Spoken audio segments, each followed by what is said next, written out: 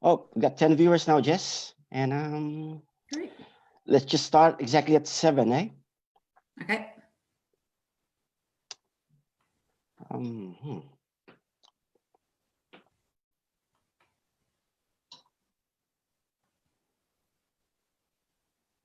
Yeah, I'd be expecting a lot of people now because a lot of people like the event, and a lot of people shared the event as well. Oh, cool. And now I just have to be careful with the questions because most of the people would type questions as soon as they can, and sometimes question would pop up and then I wouldn't see the questions. But anyway, let's do what we can manage, eh? Yep.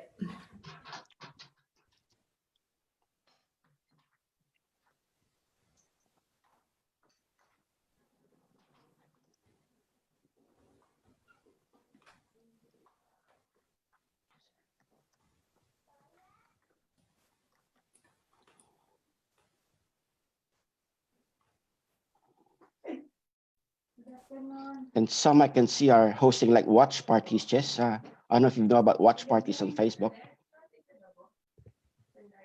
I don't know much about them. That's fine. Okay. 1 minute.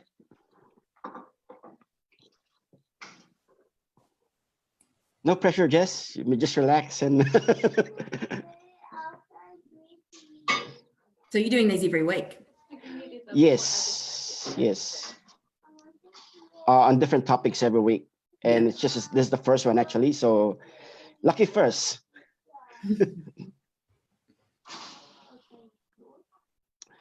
Okay, and we're gonna start.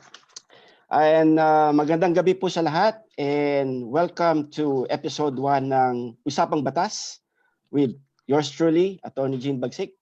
At maraming salamat po sa lahat na nag-share, lahat nag-post, and hopefully this will be one among many, and ultimately ito po ay para sa mga kababayan natin, mga Pilipino na sa New Zealand na kaalaman tungkol sa batas, at para kapag alam natin ang batas, alam natin ang ating mga karapatan. Okay? Bilang unang panauhin, I am honored to introduce one of my former workmates in back in, was it 5 years ago? I think it was 5 years ago when we last met and worked together.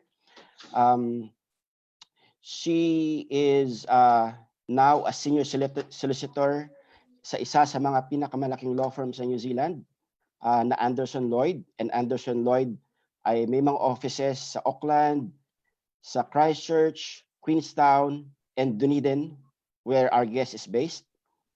And I'm proud to present that she is specializing in employment law. And actually, napakahirap maghanap ng employment law specialist kasi iilan lang sila. But I was very lucky to have a friend and a former workmate na nag-work sa employment law, and I'm happy to do so today, and tonight. And para malinawagan tayo sa lahat ng mga issue tungkol sa employment na alam ko lahat apektado ngayon because of the COVID-19. Now, without further ado, I want to introduce Jessica Frame. Thanks, Jean. So, yeah, a little bit about me to start with. So as Jean said, I'm an employment lawyer. I work pretty much exclusively in employment law at the moment, and we act for employers and employees. So I have a number of employer clients, but also represent employees and have a union client as well, who we have been giving a lot of advice to over the past couple of weeks about COVID-19 related issues. Okay. And I think it is very timely just that we invited you because of COVID-19, a lot of employment issues are coming up. I mean, apart from, redundancies, termination, there are also confusion around what are the parameters and what are the guidelines in terms of the employer subsidy that the government has offered to employers. So I think I'll give you the floor and you can start whenever you're ready. Sure, yeah. So I think before we get into questions, I just wanted to start with an overview of some frequent topics and questions that we're seeing coming up a lot. I think the first point that I would make, I've had this question from a couple of employers, and that is, we're in a new world now. Surely the pre-COVID-19 employment law no longer applies. And the answer to that is definitely no. Employment law is not suspended, and an employer has all the same obligations as it always has in terms of how it treats its employees. And I can't emphasize that enough. In terms of what I'm seeing coming up, I thought I would just briefly talk about the wage subsidy, because I know there's some confusion around that, redundancies, and annual leave issues. Those are probably the three main topics that I'm advising about at the moment. Yeah. So, just to summarize yung sinabi ni Jess, sinasabi niya, just because merong COVID-19, it doesn't mean na suspended ang employment law o mga batas ng New Zealand in terms of mga karapatan ng mga empleyado at ng mga employer. Okay. So I'll start with the wage subsidy. As I said, there's been a lot of confusion over this, and the government guidelines aren't that clear. I think because it's just such a new thing, it's been rushed through pretty quickly. So a lot of people are unsure about who can get it. So the criteria is any business that has suffered a 30% loss in revenue between January and June this year compared to the same month last year, or if the business predicts that they will suffer that loss, then they can apply for the government wage subsidy. Okay. So just to confirm, Jess, it's a loss. It doesn't have to be actual loss. It could be like a projected loss as well. Yes. Yeah. So the example that they have given is accommodation. Businesses that are in accommodation, they might see that they've got no bookings for the next month, for example, because they have to close. So that would be a prediction of loss. Okay. So it's not a really high threshold, especially now that we're in lockdown. So it does apply to a lot of businesses. A lot of businesses are eligible. I think the key point is that it is meant for wages. So businesses are not supposed to spend it on other business expenses, rent, whatever that might be. The whole intention of the scheme is to keep people in jobs and on pay. So the money has to be used for wages. The business has to apply for each individual employee, and they get $585.80 per week per full-time employee, and $350 per week per part-time employee for a 12-week period. But it's paid out in a lump sum, which some people don't realise. So it's paid out in full. I'm not sure what the timeframes are around it at the moment. They initially said 5 days. Hundreds of thousands of businesses have applied for it now, so I think it's taking longer to get through. But once you get it, if you're eligible, then it's paid in a lump sum. Yeah. Okay. Just in summary, Jess, for the benefit of our viewers, sabi ni Jess, the employer subsidy given by the government ay para lang pambayad sa mga sweldo ng mga empleyado. Hindi ito para sa pambayad ng renta, ng mga insurance, at iba pang gastusin ng mga employers. Also, sinabi din niya na lahat na kapag binigay ang employer subsidy ng gobyerno, ito ay lump sum. Ibig sabihin, minsan ang binibigay. Hindi weekly, hindi monthly, hindi fortnightly, minsan isang bagsakan. Okay, carry on, Jess. So I think two important points to make here. When the business applies for the application, they have to make a declaration that they will agree to a number of things as a condition of receiving the subsidy. And the first one is that the employer has to use their best endeavours to pay their staff at least 80% of their normal pay. or if that's not possible, then the full amount of the subsidy needs to be passed on. And that comes back to my point earlier that the money has to be used for wages and not for other things. So it has to be passed on to the employees. And the second point is that the business makes a declaration that they will retain their staff for the 12-week period in which they're receiving the subsidy. So they shouldn't be making anyone redundant or letting anyone go. If they do that, then they should be paying the subsidy back for that person.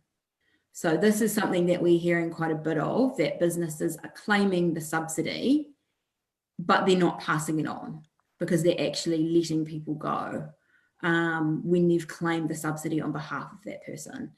So I think those are the key points around the wage subsidy and the employer's obligations. Okay.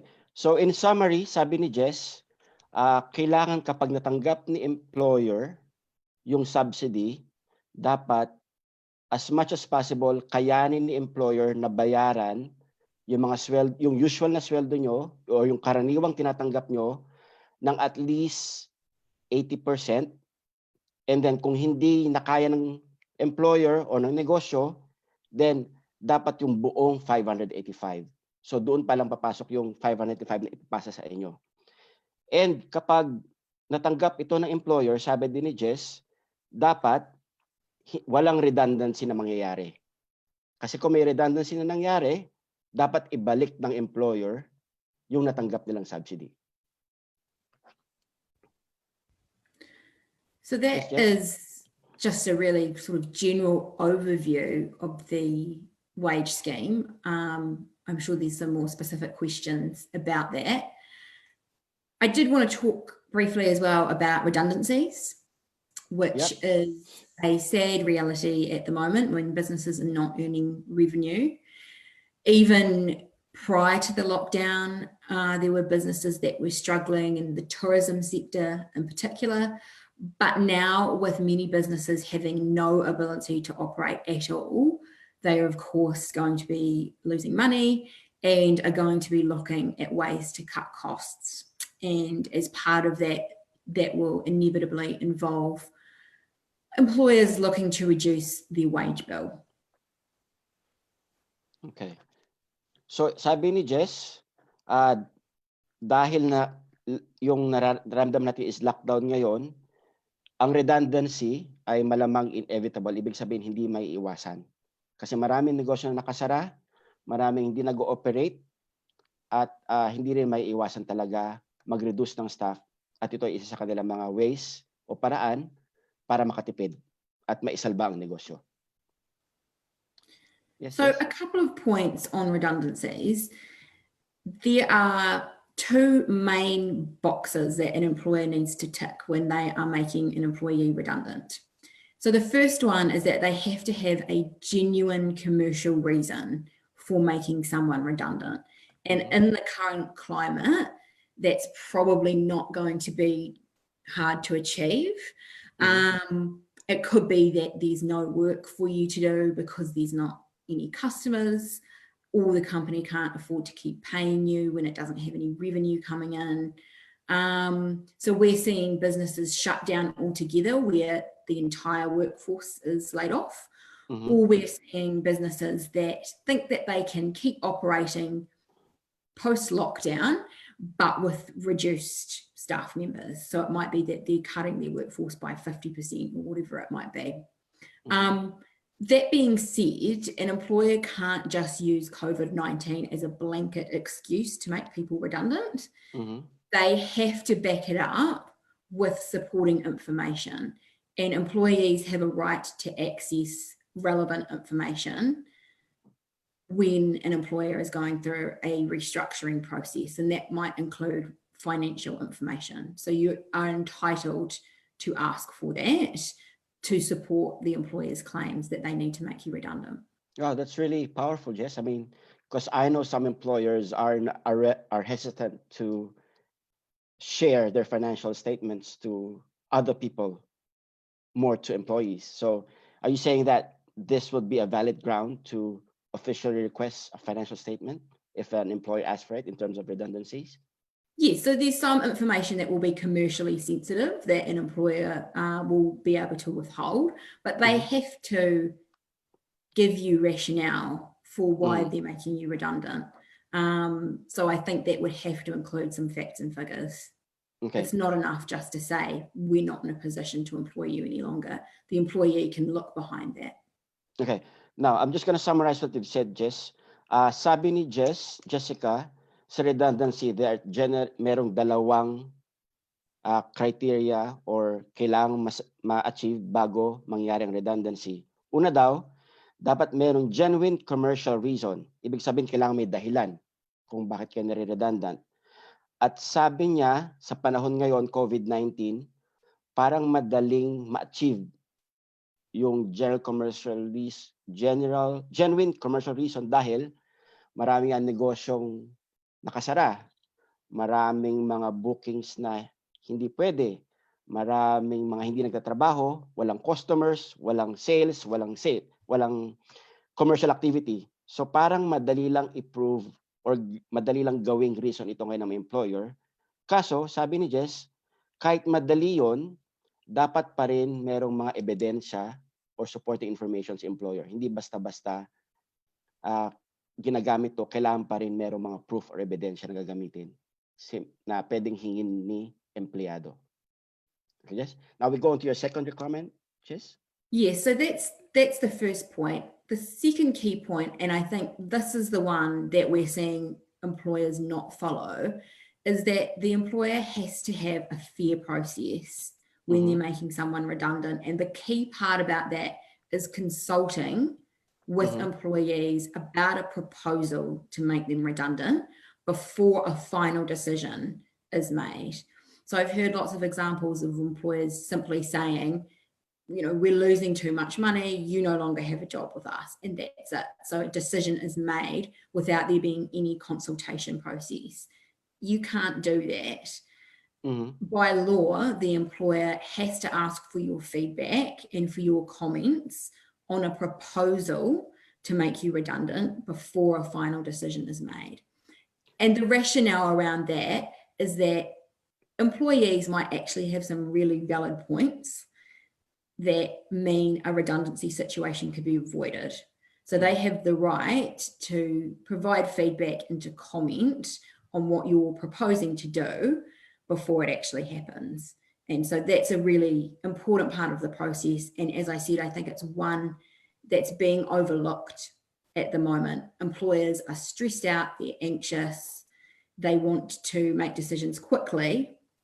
Good faith obligations still apply, and there is that fundamental requirement to consult before making something. Now, in terms of procedure, Jess, I mean, in terms of what would satisfy the law, I mean, what sort of consultation process is involved? Would verbal be enough? Does it have to be in writing? Or can you shed light on this one, Jess, please? It should be in writing. There's no absolute rule around that. But then it would become, if an employee was going to challenge that, it would become a he said, she said, if there's no paper trail. Okay. So certainly the advice we're giving our employer clients is to put everything in writing. So the first step would be to outline what you're proposing to do. So if that is making someone redundant, or even if it's reducing their hours, putting that in writing, giving the employee enough information so they can understand the reason behind it, and then inviting them comment and giving them a reasonable opportunity to get legal advice if they want it, and to actually think about what you're proposing and come back to you with feedback. Okay. Now, in summary, sabi ni Jess, yung pangalawang requirement, dapat kapag may redundancy, dapat si employer mag-follow pa rin ng fair process or due process na kung saan hihingin dapat ni employer yung feedback or comments ninyo. Na sabihin niya, nag-iisip ako na magkaroon ng redundancy kasi 1, 2, 3, 4, 5. So may mga rason si employer. So karapatan ninyong malaman at karapatan nyo rin magbigay ng feedback or magbigay ng solusyon kung meron man. So ito daw yung sabi ni Jess na madalas na vina-violate ng mga employers sa ngayon. Kasi madalas daw, sasabihin nila sa employees o mga empleyado na redundant na kayo. Goodbye. So yun daw sa tingin niya ang illegal na nangyari sa ngayon na hindi dapat nangyayari. Yes, Jess? So those are the two key points, and employers have to follow both of them. If you've been made redundant and one of those boxes haven't been ticked, then you probably have grounds for a personal grievance for unjustified dismissal. Mm-hmm. But that is an option. You have to raise that within 90 days of being dismissed. So just be mindful of that time frame. But that is certainly an option if you think that you have been unfairly made redundant. Okay. Sabi ni Jess, kung merong unfair redundancy na nangyari, ang dapat gawin ay mag-file ng personal grievance within 90 days. And then, balikan natin, sabi ni Jess, as much as possible, dapat yung consultation na nangyayari sa employer and employee, as much as possible, dapat in writing or dapat sinulat, email or sulat, basta kailangan sinulat, hindi verbal. Okay? Yes, Jess? So the last topic I just wanted to cover in my overview was issues around annual leave, because we're having a lot of questions on this. And I think my answer to this is the same whether or not the employers applied for the wage subsidy. So the starting point is that an employer can make you take your annual leave if they give you 14 days notice of the requirement to take it. So that's under the Holidays Act. So that's for annual leave, and it's also for alternative days or days in lieu. They should have first tried to reach an agreement with you about when annual leave can be taken. That's important. But failing an agreement, then they can provide you with that direction to take it, as long as they're giving you 14 days notice. Oh, really? So just a recap, just so an employer can request the employee to take the annual leave, but it must be notified at least 14 days. And even if employee doesn't agree, the employer can still make a direction and ask the employee to take the annual leave. Yes. Okay. So the employer could ask you to take it immediately. And if you agree to that, there's no issue with that. If you don't, then they can provide you with 14 days notice to take it. Okay. The exception to that is if you have already asked for leave, say later in the year, and it's been booked and it's been approved by your employer, we don't think the employer could cancel leave that's already been approved and make you take it now. So there's that difference. But if you haven't booked in any leave or agreed already that it would be taken at a certain time, and you have an existing entitlement to annual leave, then you can be directed to take it.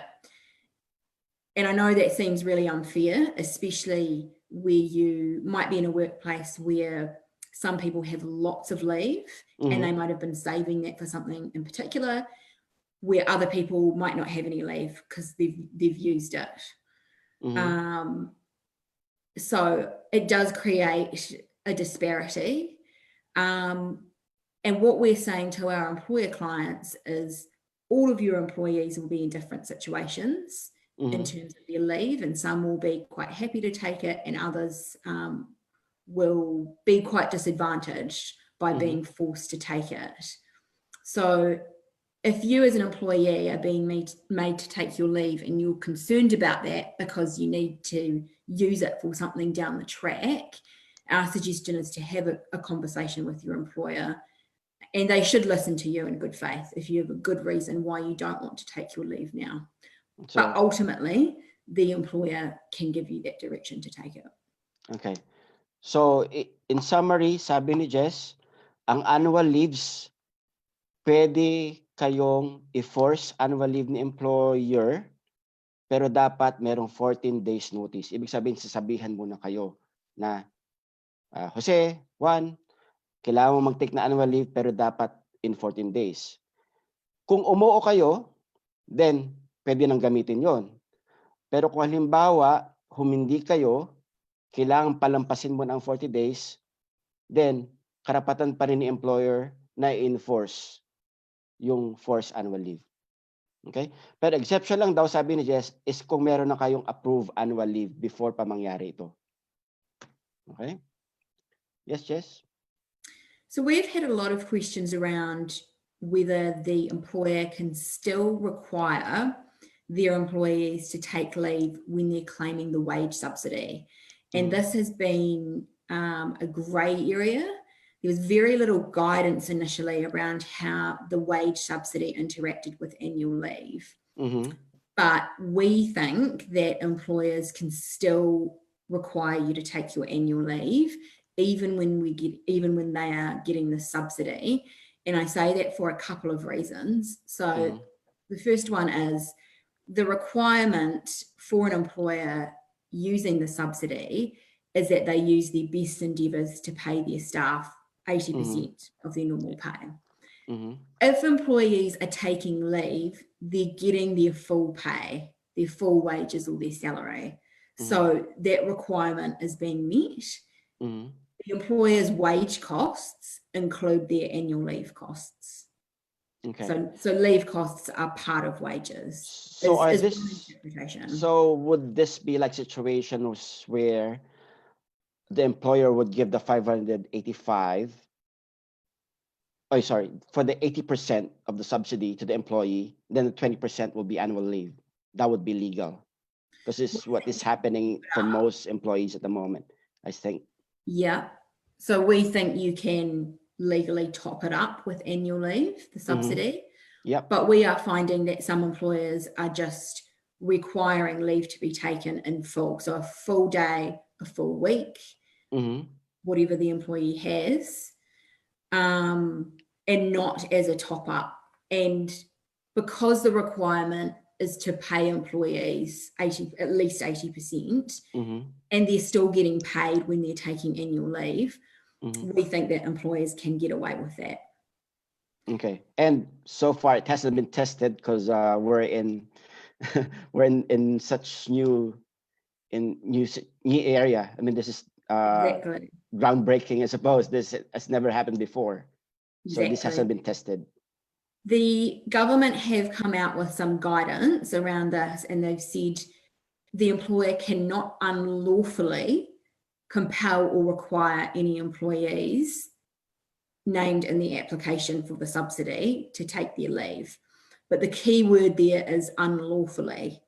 So our interpretation of that is that the employer can still lawfully require leave to be taken.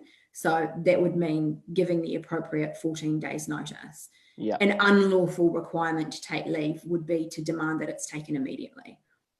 But we think as long as you're giving the notice, then you can still do it. And I believe it was today actually that the finance minister confirmed that that was the case. I don't think that's an official statement. I think a comment was made today, but hopefully that will be confirmed more formally tomorrow and we'll have some more guidance on it. But certainly my thinking and our firm's thinking at this stage is that annual leave can still be required to be taken even when the employer is receiving the wage subsidy. Okay, cool. And now, would you say that 80% salary plus 20% annual leave is the norm at the moment? Is it very common, Jess? Would you say? We are finding quite a few employers are using annual leave, either to top up or, as I said, requiring it to be taken in full and not as a top up. A lot of employers have big leave balances on their books that they are trying to get rid of. Okay. So we are seeing it happening quite a lot. Yeah. Cool. So that was probably everything in terms of my overview on those topics. But should we run down to the questions I prepared? Just because I think I find these questions very often in Facebook that I see, but I think we've covered most of it, but I probably just go over some questions which I think we haven't touched upon. Sure. Like, for example, I mean, that's the first question. I mean, it might be silly, but can employers from essential services apply for subsidy? Because they're still operating, so that technically they're not incurring a loss, but in theory or in practice, can they apply for a subsidy? So it would be unlikely that they would be eligible, but yes, in theory they could, because the requirement is a 30% drop in revenue. And so even though an essential business may still be operating, it's possible that they could still show that they've had a drop in revenue. So you might be surprised, I certainly was, but we had a conversation today with a medical centre client who is an essential service, but they were losing patients. So people, I guess, don't want to go and see their GP at the moment if they've got a sore back or whatever. They're avoiding going to see their GP. So that surprised me, but that's an example of an essential service that might be seeing a drop in revenue. Yeah. I certainly don't think the supermarkets will be having any problem with that. Yes. But yes, potentially there are some essential services that are still operating that meet that criteria. I think by toilet paper alone, just they made a huge profit. Anyway, next question, Jess. How can employees know that the employers applied for subsidy? So when the employer gives the declaration, when they make the application, part of what they're agreeing to is that they will discuss the application with the employees that are named in it. So they are supposed to tell you. There is going to be a public register, but I haven't heard what's happening with that. And I haven't seen the register myself. I think it's something that they're still working on. But certainly that is the intention, that there will be a register so people can actually go and check if their employer has applied for the subsidy. But they should be telling you. And if you're not sure, ask. Okay, so part of the application process for the application for subsidy, the employer has to notify the employee that they're putting his or her name in the application. Is that right? Correct. Yeah. Now, can employers apply for some, but not for all employees in an application for subsidy? Yes. So in the application, the employer has to list out all of the employees that they want to apply for the wage subsidy on behalf of. They don't have to apply for everyone. So a situation where that might happen could be where you've got an employer who knows they're going to have to reduce their workforce. Because as I said at the start of this presentation, one of the obligations the employer has when they're claiming the subsidy is that they're going to keep all of these people on whose behalf they're applying for. They can't make them redundant. So if they already know that they can't meet that obligation, let's just say they already know that they're going to have to let go perhaps half of their employees, they wouldn't apply for those people that are getting made redundant, because then they can't claim the subsidy for them. They'd have to pay it back if they were going to claim it on their behalf and then make them redundant. So you don't have to apply for everyone, and there may be some situations where the employer doesn't. Okay, now considering that the application for subsidy is an employer-driven application, can employees force an employer to apply? Because there might be some employers who are not applying for the subsidy. So can employers force or probably convince in a lesser tone the employer to ultimately it's up to the business to decide whether or not. So I don't think they could be forced to. But if you are getting made redundant, my first question would be, why are you not applying for the wage subsidy for me? Yeah, fair point. And they might have a good reason why they're not. So it could be that even with the wage subsidy, that's not enough to get them through this. Perhaps the other costs, the rent or whatever it might be is just too much. So even with the wage subsidy, they're not going to be able to continue to employ you. So that would probably be a valid reason. But certainly, if your employer is not applying for it, I'd be asking why not. Okay. Now, if, for example, the employer had received the subsidy, and however, that employer made the employees redundant, of course, that assuming that would be fraudulent and illegal, what can the employees do? So, as you said, that is potential fraud. And there are ways that the employee could report that. Mm-hmm. I think in terms of what other steps the employee could do, again, it would come down to whether that redundancy had been through a fair process. Mm-hmm. So I think the wage subsidy issue is one point, but that would be for the government to pursue against the employer in terms of recovering the money.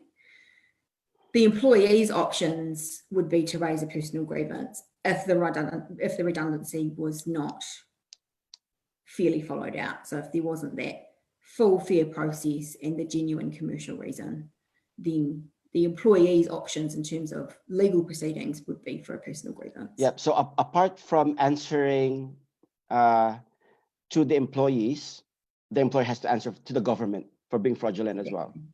Yes. And the government have indicated that people will be audited. So it's operating very much on a trust model at the moment. Mm-hmm. It's not asking for financial information at the moment to prove that 30% threshold. But they will certainly be auditing businesses to make sure that they are complying with this. And there will be repercussions for businesses that are not using it appropriately. Now, one of the more contentious issues in terms of subsidy is the question of whether it is taxable. What are your comments on that one, Jess? Yes. So yes, it is taxable, unfortunately. So the employer will have to deduct PAYE off the payment. Okay. So if you're getting just the subsidy, you won't get that $585.80 in the hand, unfortunately. It is subject to tax. Okay. Now, this will be another issue altogether. What happens, Jess, if, well, there's a question. Can the employer still withdraw the job offer? This will be assuming there's a pending visa application, which applies to most Filipinos anyway. Can the employer still withdraw the job offer because of COVID-19? So the starting point would be what the offer letter says and whether it's conditional on anything. If it is conditional on a successful visa application, for example, and it says in the letter that if that condition is not satisfied, the offer can be withdrawn, then yes, in that case. In my experience, there's often not a condition in the offer. Yep. And in that case, I don't think you can withdraw the offer, but the employer would still have the ability to terminate the employment agreement. So a person intending to work is an employee. As soon as there's an offer and there's an employment agreement. Some people would argue that it's a frustration of contract, and you could make that argument. That's a really high threshold in the employment context, because in most employment context, it's not impossible to complete the contract, and that's what you would have to prove to be successful on a frustration of contract argument. And the reason that it would not be impossible to complete is because, particularly in the current situation with the issues with COVID-19, there would be the possibility to delay a start date. So the employer could say, look, you can't start next week like we had intended for whatever reason. We're in lockdown, you're out of the country at the moment and can't come in, but we would agree to extend the start date 6 months for 6 months time, for example. But if that's not going to work for the employer, And I think there's so much uncertainty at the moment that realistically, that's probably not going to work for most businesses. I think they can still terminate the agreement, but that would have to be after a consultation process. Okay. So ultimately, there was still a meeting of the minds, and there was a contract formed out of the meeting of the minds. Okay. Now, I think that's the end of my questions, and now I'll go now to the questions that are on Facebook. Anyway, I'll translate it. Now, Jess, can or would you know any labor hire companies that have applied for employer subsidy? Labor hire companies. Yes. Would you happen to know any labor hire companies? Because one viewer had said or typed in that one labor hire company had been refused for subsidy. So I don't know if being a labor hire company would be a ground for, or probably how they operate would be a ground for being denied of the subsidy.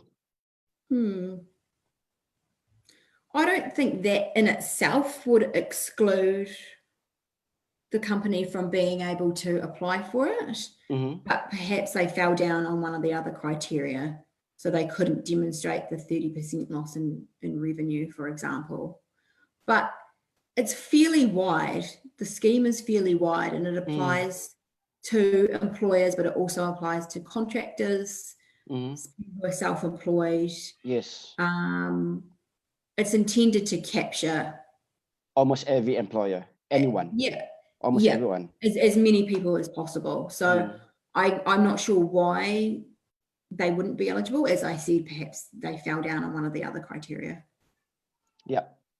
I'm not personally aware of any labour hire company that's been successful that I've come across, but it's not to say that it's not possible. Now, that was a question from Jen. Now, a question from Vicky. Can an employer use the sick leave of an employee if they're asked to self-isolate? So, probably not. Sick leave under the Holidays Act is only supposed to be used if the employee is sick. So if they are unwell, then yes, they could use sick leave. But if they are just self-isolating, like we all are because it's in lockdown, then they don't meet the requirements under the Holidays Act. So I don't think the employer could make them take sick leave, and I don't think the employee could insist on taking sick leave. I think if they both agreed that sick leave could be used, then that would be okay, as long as there's an agreement between both of them. If someone has a large sick leave balance, perhaps they could agree that they use sick leave. But generally, no, unless you are actually sick or you're looking after someone that's sick, so your partner or your children, then you won't be entitled to sick leave. Okay. Would the answer be the same, just as, for example, I've been to overseas, and if I come back to New Zealand as part of the rules, I have to self-isolate for 14 days.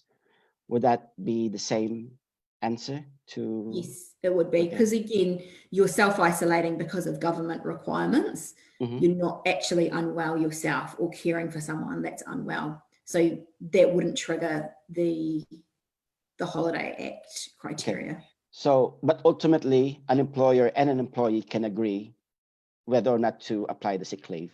They can agree. Correct. Okay. We would just probably advise caution for an employer doing that. And the reason for that is to just be mindful that if you use sick leave now, when the employee is not actually sick, and then they become unwell down the track, they may have no sick leave left to use. Yeah. Now, there was a question by Dennis. He said that someone was made redundant on the 24th last month due to COVID, and whether was this legal. Now, I think you've answered this before, is how the question, it begs the question, how come the employer did not apply for the subsidy, correct? If they were about to file for redundancy. And goes back again to the fairness of the process, whether they were notified and been consulted, suppose? Exactly. So as I think I mentioned before, you can't use COVID-19 as a blanket excuse to make anyone redundant. There's still that requirement to have a genuine commercial reason, and that has to be explained to the employee that's getting made redundant, and they have to have a chance to comment on that. So if those processes weren't followed, then it may well be that the redundancy was unlawful. But without further detail, it's hard to comment. Yeah.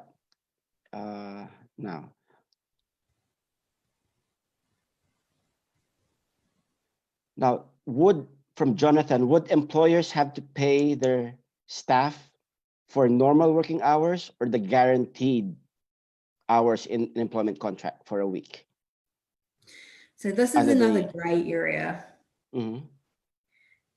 And again, the guidance on it is pretty limited. So the wording in the declaration is 80% of normal wages or salary. And then there's a reference to that saying that normal wages are what's in the employment agreement. So ultimately, it all boils down to what's in the employment agreement, not your usual hours. Yes, yeah, okay. Correct. Because there has been that clarification now that it's what has been agreed on in your employment agreement. But it's a grey area, that one.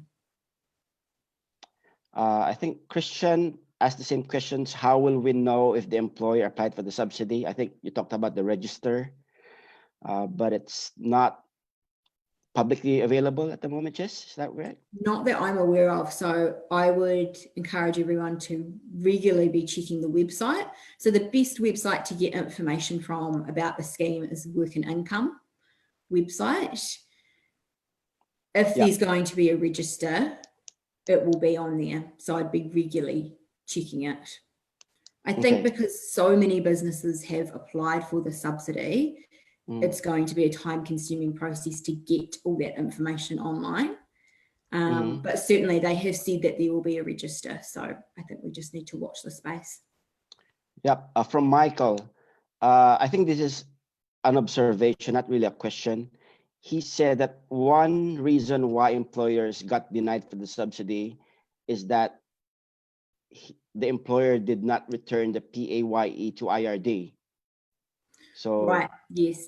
So the application is made through the Ministry of Social Development, and they will be checking with IRD that the information is consistent. So that's a fair comment. I would agree with that. The part of the information that you have to provide for the employee is the IRD number, the date of birth, I believe. Yep. And some other information. And as I said, the agencies are checking with each other to make sure that's consistent. So that is potentially one reason why you could get denied. Yeah.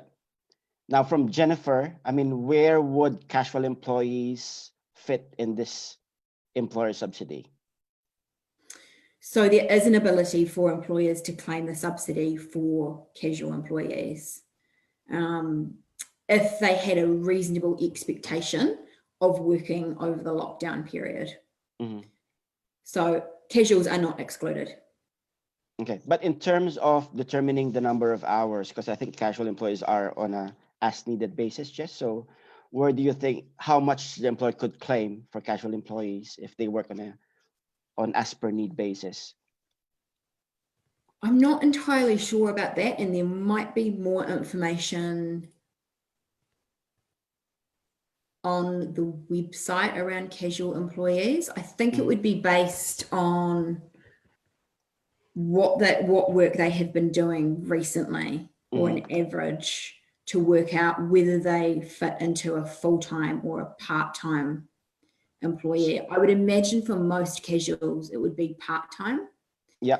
So anyone that works under 20 hours is a part-time employee. So in that case, the employer can only get the $350 payment. Anything over 20 hours is classified as a full-time employee, and they get that $580, $580. So my thinking would be that most casuals would fit into the part-time. Part-time. I don't think many casuals would be doing regularly more than 20 hours a week, but there may be a formula to work that out. Yeah.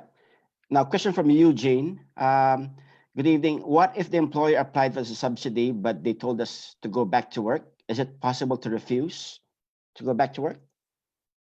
Probably for health reasons or safety? I don't know. Jess? So the wage subsidy isn't conditional on the business being shut. Mm-hmm. It actually first came out before the lockdown was announced. So you could have a situation where the business is an essential service and still operating and still claiming the subsidy. It's not a condition of getting the subsidy that people aren't working. Often they will be, and most employers where they have to close down completely will be applying for the subsidy, but it's not a condition. As we said before, you know, a medical centre that's still operating might apply for it as long as they can meet that threshold. So it might be that you're still working and your employers receive the wage subsidy. That's a possibility. Okay, now question from Alice. What would be the recourse if the employee was terminated on a holiday on the ground of force majeure? So it would really depend on the wording of the clause. And some employment agreements have a force majeure or a business interruption clause that allows them to not pay an employee during a period where the business can't operate because of an act of God, like a pandemic would be an example. Or it might say that employment can be terminated. Regardless of whether there's a clause like that in your employment agreement, the employer would still have to go through a process. There's no ability to just unilaterally dismiss someone, but it would really depend on the precise wording of that clause. Yes, so due process has to be observed even if it's a force majeure. Exactly. Right.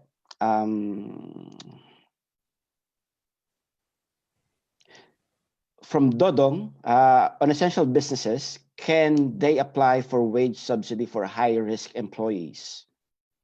I'm not too sure about the question, but is there such a thing for high-risk employees? Have you come across such term, Jess? Yes, so that person might be referring to vulnerable or at-risk workers. So those are people aged over 70, pregnant females, people that have underlying health conditions. So again, if the other criteria is met, the business would still need to be able to demonstrate that they've had a loss in revenue to apply for the wage subsidy for those people. The at-risk and the vulnerable employees, this is one area where we're really lacking government guidance as to how to treat them. And they keep saying that further clarification is going to be coming shortly. So we are eagerly waiting to see what clarification on that group will come out. But yes, you could apply for the wage subsidy for that group, but again, you'd have to be meeting the other criteria. Okay, now I'm reading some of the questions which I think have been covered by Jess or been covered by other questions. So just being mindful, mga kababayan, na binabasa ko lang yung mga tanong na hindi pa natanong.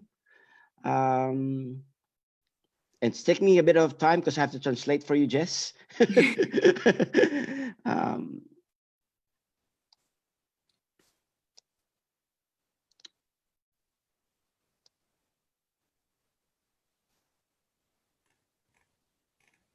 Now from Anthony, if there is no wage subsidy, that means the employer didn't apply. Is there a possibility that employees can still be allowed to work until lockdown? So the only people that can work at the moment during the lockdown are those in essential services, or if they can work from home. So unless they fall into either of those categories, they won't be able to work. And I would be surprised if the company wouldn't apply for the wage subsidy, if they don't fit into either of those categories. That being said, closing down for a month, won't necessarily affect revenue, particularly if employees can work from home. But if they can't and they're not an essential service, I would think most employers would be applying for that subsidy. Okay. Now, question from Along, Jess. Can the subsidy be given in a lump sum to the employee for the whole 12 weeks? I don't know if there's any specific rule on that. I would think it should be paid each week or each fortnight, whatever the normal pay cycle is. The obligation is to pay your employees at least 80% of what they're normally paid. I would not be, in terms of advising the employer, I'd not be suggesting that it's paid out in a lump sum to the employee. I think it should be paid out as normal. So if they are paid by the week, then it should be paid weekly. Yeah. I think some of the questions are covered.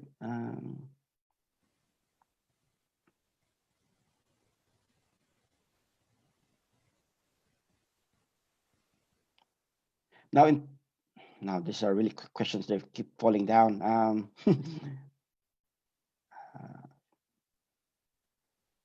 Now, in terms of the 14 days isolation period, do they need to provide a medical certificate to the employer that they have no symptoms? Question from Ramil. Is that legally, can the employer ask for that medical certificate from the employee that after 14 days of isolation, they have no symptoms or they are COVID-free? So it would depend on the circumstances. So if they had been unwell, and that's the reason that they had been self-isolating, then yes, I think the employer could ask for medical evidence that they are fit to come back to work. I think there'd have to be a bit of flexibility on the employer's part there because it can be difficult at the moment to get an appointment with a nurse or a doctor to get that clearance. So there might be other ways that the employee could show that they're fit and healthy to come back to work. And certainly if they were requiring a medical certificate, that should be at the employer's cost, not the employee's. But the employer will have to balance their health and safety obligations. And in this climate, I think they would be concerned about someone that had been unwell returning to work unless there was medical evidence to support that they were. Yeah, a question from Alan. Can someone who has his own business apply for subsidy even though without employees? I think this will be covered by the self-employed agents. Yes, okay. Yes, self-employed people can apply for the subsidy. Yeah.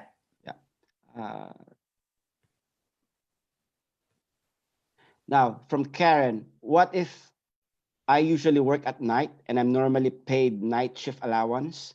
My employer said that they will only pay 80% of her normal pay, excluding overtime and allowances. Is that legal or correct? So again, this is one of the grey areas that hasn't been tested. The reference in the declaration as to what's in the employment agreement in terms of normal hours. So I think there's a possible argument either way. The employer is going to argue, your normal hours are 40 per week. In reality, the employee may work a lot longer than that because they do overtime or they have allowances. So I don't have a straightforward answer to that one. That is something that we'll hopefully get further guidance on, but at the moment, it's not clear. Yeah. Now, from Miggy, is the employer still obliged to pay the coming holidays? Because I think Easter holidays are coming up. So how would the employee be paid in this regime with the subsidy and all? Yeah. Yes. So yes, the public holidays will still apply, even though there's a lockdown. And we've had some questions around this. Employers in particular saying there's no entitlement to a public holiday because it wouldn't otherwise be a working day for the employee. because we're in a lockdown. So, but for the public holiday, they wouldn't be working anyway. We can compare it to a close down period, which some businesses have, particularly over Christmas and New Year, they close down their business.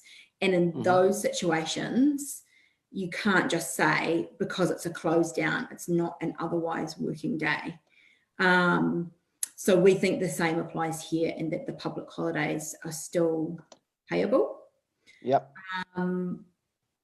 Another question that we've had on that same topic was around if someone is being made to take annual leave over this period, do they take annual leave on a public holiday, or do they get paid for the public holiday?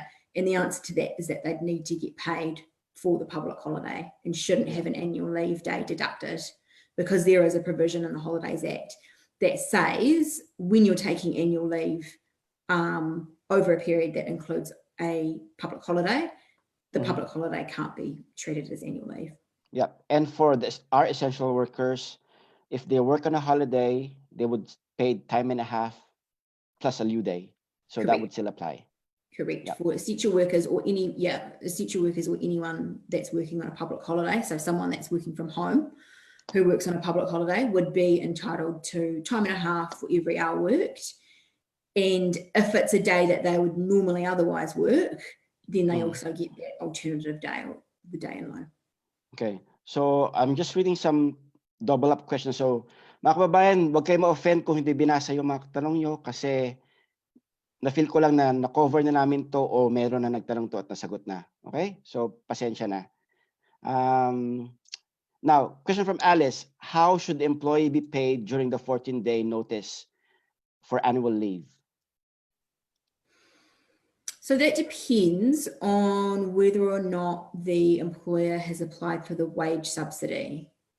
So if they have applied for it, but they have required you to take your annual leave and they've given you 14 days notice, then you should be paid at least 80% of your wages, or at the very minimum, still getting the wage subsidy for that 2-week period while you're waiting to take your annual leave.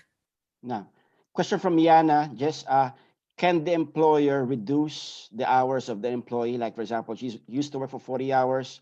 Now the employer is reducing it to 32. So is that legal? Only with your agreement or after the employer has gone through a consultation process. So the starting point is that you can't reduce someone's hours unless they've agreed to that.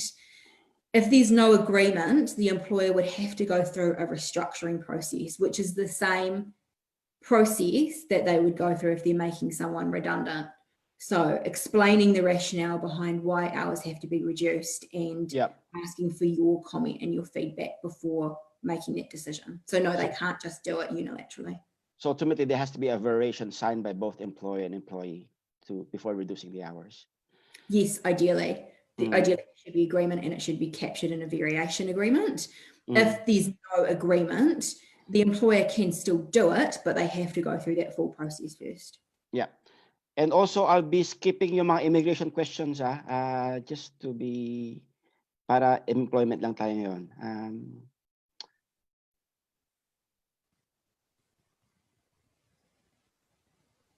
Okay. Now, question from Eliza: discretionary pay leave, is this the same with wage subsidy? Jess? Oh, first time I've crossed this term, but you might have come across this one. Jess? Discretionary pay leave, is there such a term? Or so discretionary paid leave is like special paid leave. So it's something that there's no statutory entitlement to it. It's not sick leave, it's not annual leave, it's just special paid leave, is usually the term for it. What was the question around discretionary paid leave? So would this be covered by the wage subsidy? If, for example, employers are topping it up with, I don't know, but ultimately, does special leave have to be agreed by both employers or employee, or something to do with the employment contract ultimately? I think you'd have to agree, but I think most employees would agree to getting discretionary paid leave. And yes, I think if the employer is receiving the wage subsidy, they could use that subsidy towards the cost of that special paid leave. Again, that would be part of the employer's wage costs, so they can use the subsidy for it. Now, I am just down to the last two questions. Wait, because most of them are double up, so I have to go back to the old ones.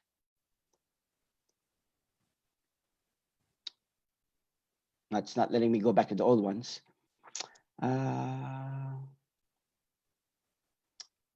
Yeah, I don't see any new questions coming up, Jess, so. Okay, hold on, there's a question that pop up. Okay, this will be the last question. Now, from Reynold, how about for companies that paid permanent employees for this covered by the subsidy, but did not pay for the casual employees? So what can casual employees do if they were left out in the subsidy? So again, it's ultimately the employer's decision about who they apply for the wage subsidy on behalf of. The problem with casual employees, even though there's a possibility that you can get the wage subsidy for them, it's only if they had an expectation that they were going to be working over the lockdown. And for most casual employees, they are used intermittently and there's no expectation of ongoing work. So if a casual fell into that category, then it might be that they wouldn't be eligible for the wage subsidy, or the employer decided that they weren't going to apply for it for the casual. Again, that casual employee could question why that is, but ultimately it's up to the employer. Anyway, I think that would be the end of the questioning, Jess. I mean, we thank you for your time, for your indulgence, and for your patience in answering all of our questions. And I think if we could ask you from some parting words from you, like, for example, what will be your predictions in this regime that we're happening now with COVID-19? So would you see a lot of terminations, redundancies, or a lot more business closing down, or are you feeling positive about it after the end of this? So I'll just give you the final words just to wrap it up for everyone. So I think it really depends how long the lockdown is, which we just don't know. I'm optimistic, and I really hope that this wage subsidy scheme means that a lot of employees who would otherwise be made redundant will keep their jobs. And the scheme covers quite a long period. It covers 12 weeks where they can get that minimum payment. So a lot could happen in 12 weeks. And as I said, I'd be optimistic that we might be on the other side of this by the time that we get to the end of that 12 weeks. I think it really depends on the regions as well. So, naturally places like Queenstown are heavily affected by this. I don't know how they will recover. I think there already are a lot of redundancies and businesses closing up in Queenstown. Other areas won't be so badly affected. I think as well, some industries are really suffering, but then others are booming. So IT, for example, it's a great time to be in IT. It could mean that people end up retraining if their particular industry or the area that they work in is badly affected by this. But overall, I'm certainly trying to stay positive and optimistic. And I think the subsidy scheme, as I said, I think that is something that could protect a lot of jobs that would have been lost otherwise. Yeah. Well, thank you so much, Jess, for ending our webinar, in that case, on a positive note. And again, on behalf of the Filipino community, maraming salamat, which means thank you very much. And hopefully this would not be the first and last that we're going to hear from you, because a lot of employment issues will be coming, especially even after COVID-19. And sa mga kababayan natin, if you want expert legal advice on employment, you can contact Jess. Jessica Frame, isasend ko yung kanyang contact details. She works with Anderson Lloyd, and you can easily type, Google her name, Jessica Frame, and her contact details will be there. Pero in any case, isend ko pa rin yung kanyang contact details if you need further legal advice or expert advice in terms of employment. At yun muna po sa gabing ito. Maraming salamat po sa lahat na nag-attend, and magandang gabi po. Thank you.